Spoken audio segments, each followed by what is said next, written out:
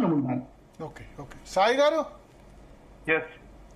Sir, నాకు మీరు ఇందాక సొల్యూషన్ అడిగారు. నాకు ఒక ప్రశ్న, ఒక కీలకమైన అంశం ఉంది యాక్చువల్లీ ఇందులో. రక్తబీజుడి కథ మనం చదివి ఉంటాం నాకు తెలిసి. బేసికల్లీ రక్తబీజుడు అని ఒక రాక్షసుడు ఉంటాడు. ఆ రాక్షసుడిని చంపాలని ఎన్నిసార్లు ప్రయత్నించిన ఒక రక్త బిందువు కింద పడ్డదంటే ఇంకొక రక్తబీజుడు పుడతాడు.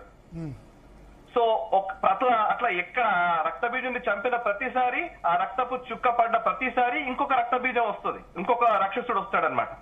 సో అమ్మవారు ఏం చేస్తుందంటే ఈయన్ని చంపాలంటే నాలుక ఓపెన్ చేసి మొత్తంగా ఆ రక్తబీజుడు మొత్తం ఆయన్ని రక్తం మొత్తం తాగేస్తుంది అని చెప్పేసి ఒక కథ నాకు కొంచెం గుర్తున్నది చెప్తున్నాను.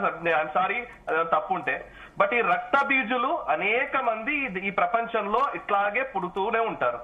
ఇప్పుడు మీరు సర్జికల్ స్ట్రైక్ చేసి మనము POJK లో ఉన్నటువంటి ఉగ్రస్థావరాన్ని మనం ధ్వంసం చేశాము. అయినా సరే మళ్ళీ టెర్రరిస్ట్ యాక్టివిటీ జరుగుతూనే ఉంది. తర్వాత బాలాకోట్ ఎయిర్ స్ట్రైక్ చేశాము, అప్పుడు ఇంకొంచెం ఎక్కువగానే ధ్వంసం చేశాము, అయినా వచ్చారు. ఆపరేషన్ సింధూర్ చేశాము, మురుడ్కే ఇట్లాంటి మర్కజ్లు ఇవన్నిటి కూడా ధ్వంసం చేశాము. ఇప్పుడు నేను రీసెంట్ గా నిన్ననే చదువుతున్నాను ఒక వార్త, సేమ్ జైషే మహమ్మద్ $2.5 బిలియన్ ఏమో ఫండ్ రైజ్ చేస్తోంది.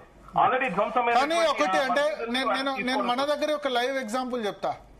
సిక్ మతంలో రాడికల్ తగ్గింది, ఖలిస్తాన్ మనం విజయవంతంగా చేయగలిగాం.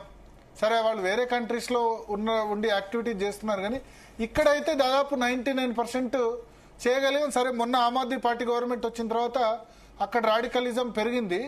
బట్ ఒక లైవ్ ఎగ్జాంపుల్ చెప్తున్నా.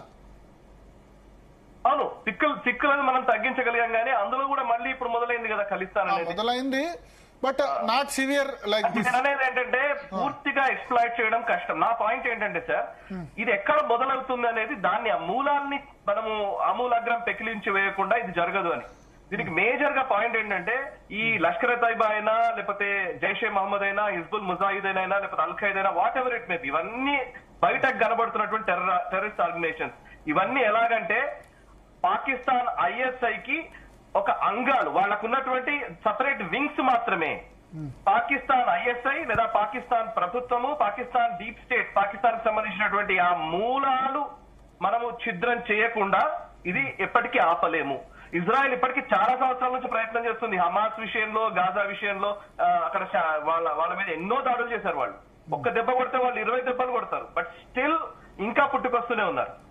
నా పాయింట్ ఏంటంటే పాకిస్తాన్ ఎస్టాబ్లిష్మెంట్ ని మనము కదిల్చకుండా, వాటిని ధ్వంసం చేయకుండా, ఎస్టాబ్లిష్మెంట్ కి పెయిన్ కలగకుండా. ఇవాళ చూడండి మీరు, పాకిస్తాన్ ఎస్టాబ్లిష్మెంట్ కి మనం ఏం పెయిన్ కల్పించలేదు. ఇందాక మౌనిక గారు చాలా స్పష్టంగా చెప్పారు, ఈసారి జరగబోయే దాంట్లో ఖచ్చితంగా పాకిస్తాన్ ఎస్టాబ్లిష్మెంట్ కే పెయిన్ కలగబోతుంది అనేది ఈవెన్ పాకిస్తాన్ మన భారత ఆర్మీ చీఫ్ దగ్గరికి వెళ్ళి అందరూ మాట్లాడుతున్నారు. నేను ఐ ఎక్స్పెక్ట్ దట్. ఇంతకు ముందు జరిగిందంతా కూడా టెర్రరిస్ట్ స్థావరాలను కొట్టుకుంటూ వచ్చాం మనం.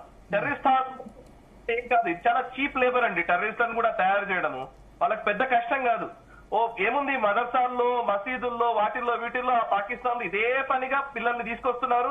అదే ఇందాక 72 కన్యలు, లేకపోతే నీకు జన్నత్ వస్తుంది, ఇంకోటి ఈ జిహాద్ చేయాలని చెప్తున్నారు, తీసుకొస్తున్నారు. మనుషులకు తక్కువ కాదు అక్కడ ప్రాబ్లం. ఆ పాకిస్తాన్ సోచ్ ఉంది కదా, అది ఏర్పడ్డ ఆలోచనే ఫస్ట్ రాంగ్. సో అది భారత వ్యతిరేకత అనే ఒకే ఒక్క ఆయుధంతో పాకిస్తాన్ ఇవాళ మనగలుగుతోంది. భారత వ్యతిరేకత అనేది లేకుంటే, భారత్ పట్ల హేట్రెడ్ లేకుంటే పాకిస్తాన్ అనేది ఉండదు. పాకిస్తాన్ నిజానికి పార్టీషన్ జరిగిందే, పాకిస్తాన్ ఏర్పడిందే పాకిస్తాన్ లోని ల్యాండ్ లార్డ్ల కోసం, అక్కడ ఉన్న ప్రజల కోసం కదా. అక్కడ మనుషులు చచ్చిపోయిన ఏం పెద్ద పట్టించుకోరు వాళ్ళు. అక్కడ నిజానికి వాళ్ళు ఆయన యాహ్యా ఖాన్ జియాउल हक స్టేట్మెంట్ ఉంటది. జియాउल हक Yahya Khan subjective correction statement ఏంటంటే, హమ్ ఘాస్ ఖాయేంగే లేకిన్ ఆటం బాంబ్ లేకే ఆయేంగే.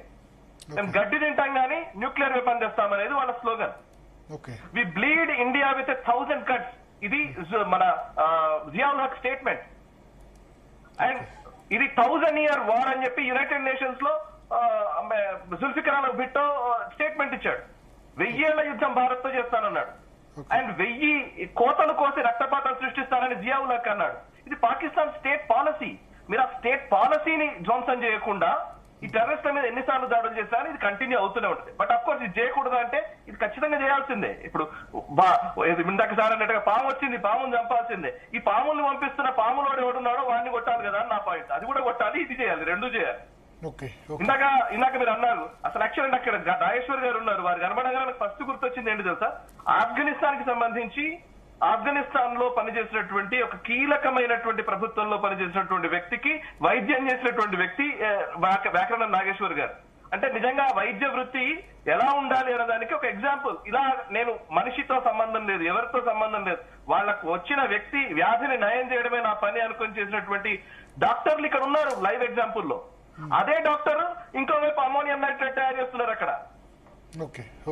సో ఇది డిఫరెన్స్ అంతే. మనం రైట్ ఎగ్జాంపుల్స్ ఇస్తే రైట్ ఎగ్జాంపుల్సే ఉండాలి, రైట్ ఎగ్జాంపుల్స్ ఇచ్చే ప్రయత్నం మనం రెగ్యులర్ గా చేయాలి. కానీ ఇప్పుడు వ్యాకరణ నాగేశ్వర గారు మాట్లాడారు కాబట్టి ఈయన హిందుత్వవాది, ఈయన ఆర్ఎస్ఎస్ వాది అని అంటే ఇక్కడ సమస్య. ఇది ఎవరు చేస్తున్నారో మనందరూ తెలుసు. అమర్ గారు క్లోజ్ చేద్దాం. అమర్ గారు Yeah, so I'll just